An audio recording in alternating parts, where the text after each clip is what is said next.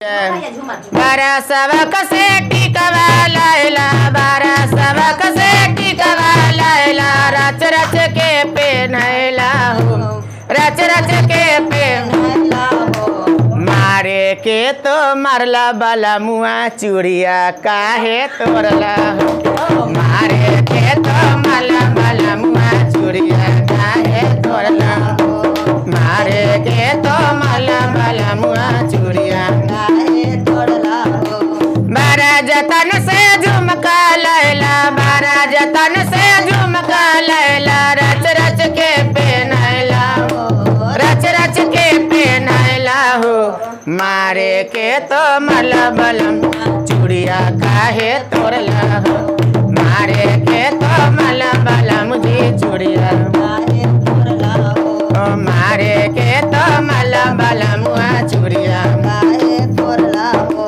बारह सबक से हरवा लैला, बारह सबक से हरवा लैला, रच रच के पेन्हैला हो, रच रच के पेन्हैला हो। मारे के तो मरला बलमुआ चूड़िया काहे तोड़ला हो, मारे के तो मरला बलमुआ चूड़िया काहे तोड़ला हो, मारे के तो मरला बलमुआ चूड़िया काहे तोड़ला हो।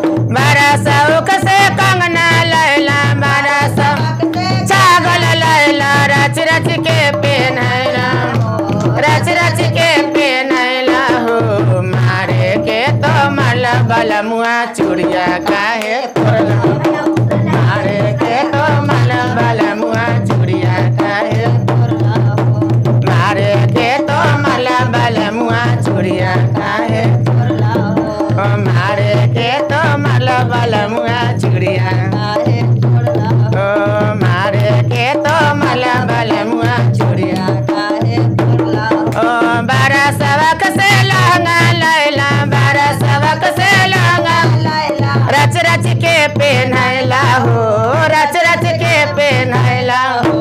मारे के तो मरला बलमुआ घूंघट काहे फाड़ला हो, घूंघट काहे, मारे के तो मरला बलमुआ घूंघट काहे फाड़ला हो, मारे के तो मरला बलमुआ घूंघट, मारे के तो मरला बलमुआ चूड़िया काहे तोड़ला हो, मारे के तो मरला बलमुआ चूड़िया काहे